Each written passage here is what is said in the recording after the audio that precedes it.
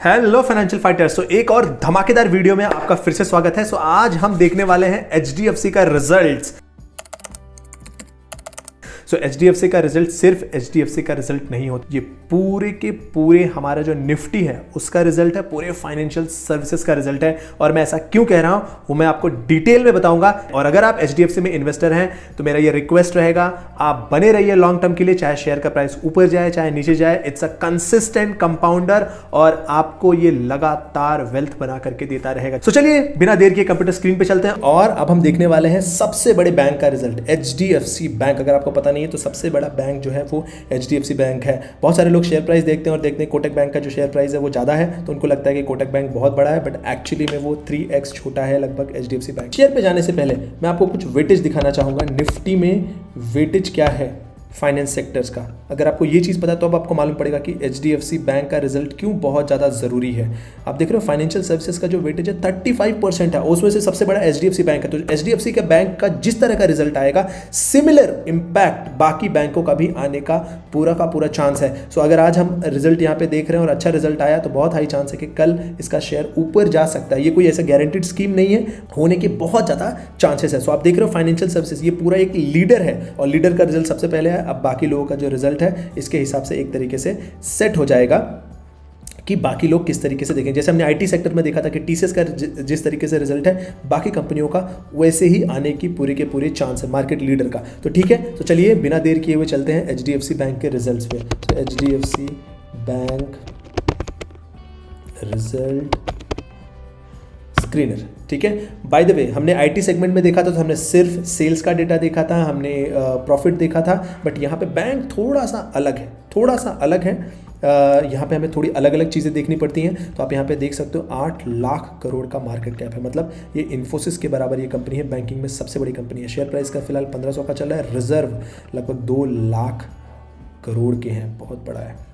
अब इसका एक बार सेल्स का डेटा आप देख सकते हो, कितना ब्यूटीफुल डेटा है। ऐसी कंपनियों में लोग इन्वेस्ट नहीं करते, उनको कोई पेनी स्टॉक चाहिए, कोई फालतू सा स्टॉक चाहिए 2 रुपये का 5 रुपये वाला, और फिर जो है पैसा गंवा देंगे। और फिर जो है रिटेल इन्वेस्टर्स डरते हैं और लोगों को कहानियाँ सुनाते पैसा गंवा दिया, या फिर ट्रेडिंग से पैसा गंवा देते हैं। अगर आप वेल्थ क्रिएशन के बारे में सोच रहे हो तो आपको लॉन्ग टर्म इन्वेस्ट करना पड़ेगा, ठीक है। सो आप यहाँ पे मार्केट कैप वाइज देख सकते हो, सबसे बड़ा 8 लाख करोड़ का एचडीएफसी बैंक है, देन आईसीआईसीआई बैंक है, देन कोटक बैंक है, देन एक्सिस बैंक है। आप देख रहे हो साइज़ के हिसाब से यहाँ पे।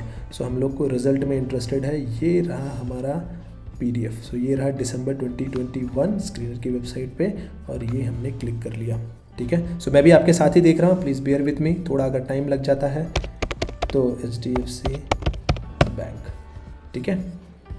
रिजल्ट ओपन हो चुके हैं, स्क्रीन थोड़ी सी एडजस्ट हो चुकी है, ग्रेट।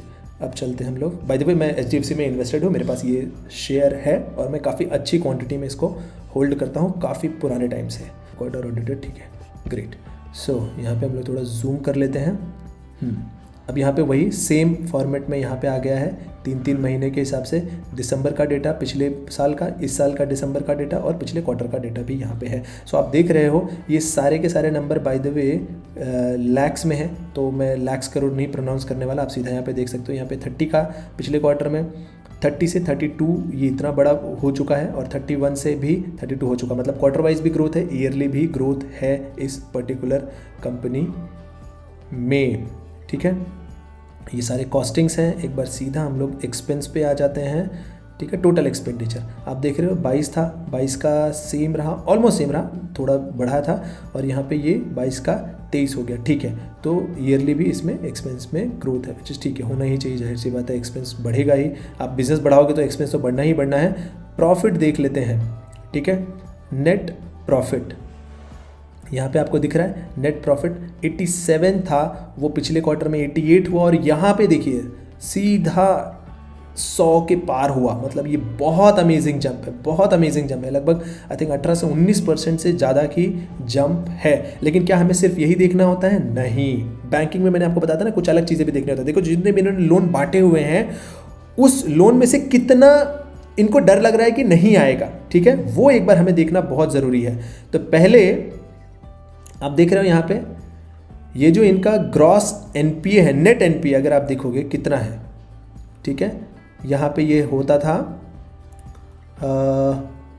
10, फिर हुआ 47, फिर ये हुआ 46। तो एनपीए में उतना बहुत बड़ा ग्रोथ नहीं है पिछले क्वार्टर के हिसाब से। सो ग्रॉस एनपीए अगर आप देखोगे मतलब नॉन परफॉर्मिंग एसेट, मतलब इतना एसेट जो है वो परफॉर्म नहीं करेगा। मतलब ऐसा होता है ना कि जैसे हम लोग 100 लोगों को लोन बांटते हैं तो क्या 100 के 100 रिटर्न थोड़ी करते हैं, कोई ना कोई एक डिफॉल्ट करता है। तो आप देख रहे हो पहले ये 0.8 था, 1.35 हुआ, बट अब वो 1.26 मतलब घट गया पिछले क्वार्टर में। मतलब लोग अपना लोन जो है वापस दे रहे हैं। सबसे मजबूत बैंक है, सबसे कम एनपीए इसका ही है, इतना कम एनपीए किसी का नहीं है। मैं आपको बता देता हूँ, ये बहुत पावरफुल बैंक है, ठीक है। ये बहुत असेसमेंट करने के बाद ही लोन देते हैं और रिटेल्स को लोन देते हैं। बाकी लोग ने क्या किया, कॉर्पोरेट्स को लोन बांटा। येस बैंक डिफॉल्ट हुआ क्योंकि उसने जो दिया था लोन जेट एयरवेज को दिया था, मतलब एक डूबी हुई कंपनी। फिर उसके बाद उन्होंने आई थिंक किंगफिशर वगैरह को लोन दिया हुआ था, तो वो वोडाफोन को लोन दिया हुआ था। अगर आप देखोगे येस बैंक का फंसा हुआ लोन वोडाफोन में है, एयर इंडिया में है। मतलब इस तरह की सब बर्बाद बिजनेसेस को इतना हाई इंटरेस्ट पे लोन दिया था, बाद में वो बिजनेसेस ही बर्बाद हो गए। और येस बैंक में जो फ्रॉड हुआ वो तो हुआ ही, लेकिन जो HDFC बैंक है वो ज़्यादातर होम लोन देता है रिटेल्स को, हम जैसे आप जैसे लोग। और हम लोग डिफॉल्ट नहीं करते, हम लोग इतनी मोटी चमड़ी के नहीं कि चलो नहीं दिया तो नहीं दिया। वो लोग एसेस करते हैं, सैलरी देखते हैं, वगैरह वगैरह सारी चीज़ें। तो इसलिए इसका एनपीए बहुत अच्छा है, इसलिए कंपनी कंसिस्टेंटली ग्रो करती रहती है। तो ये ज़रूर आपको देखना चाहिए एनपीए कितना है मेरे बैंक का, ठीक है। तो ठीक है, कोई दिक्कत नहीं है, आगे हम लोग देख लेते हैं। अब आप यहाँ पे ये सारी चीज़ें सेगमेंट वाइज देख सकते हो, treasury, retail banking, wholesale banking. आप देख रहे हो रिटेल बैंकिंग में कितना बड़ा सेगमेंट है। अब जब और बैंकों का रिजल्ट आएगा तब मैं आपको दिखाऊंगा कि रिटेल बैंकिंग में बाकी बैंक देखो कितना कम होंगे versus HDFC bank. HDFC bank बहुत ज़्यादा रिटेल पे ही फोकस करता है, इसीलिए उसका ग्रोथ इतना तेज हुआ, ठीक है। रिजर्व वगैरह यहाँ पे है, डेट्स है, बोरोइंग्स हैं, तो ठीक है, इसमें कुछ ऐसा बहुत बड़ा मुझे चेंज नहीं दिख रहा है, ठीक है। रिजर्व एंड सरप्लस में भी इंक्रीमेंट है, ठीक है। पिछले क्वार्टर में थोड़ा डाउन हुआ था बट फिर से वो रिकवर कर गया। देख रहे हो, अच्छी कंपनियों में इन्वेस्टेड रहने का यही फायदा है। ऐसा नहीं कि इनमें गिरावट नहीं होती है, एक बार देखो गिरावट हुई बट फिर से रिकवर कर जाती हैं अच्छी कंपनियां। इसलिए आपको सिर्फ और सिर्फ अच्छी कंपनियों में इन्वेस्टेड रहना है। आप कोई तो दूर दराज का कुछ आपने सुन रखा है, अरे ये कंपनी भागने वाली है, और आपने इन्वेस्ट कर दिया और 10 दिन बाद वो कंपनी डूब गई, वैसे नहीं करना होता। आपको रिजल्ट देखना होता है, समझना होता है अपनी कंपनी को, और उसके बाद आप इन्वेस्ट करते हो। आपका हार्ड अर्नड मनी है, आप ऐसे नहीं उसको कहीं पे भी डाल सकते हो कि ये चलो 10 गुना हो जाएगी, 20 गुना हो जाएगी, ऐसे नहीं होता बाबा।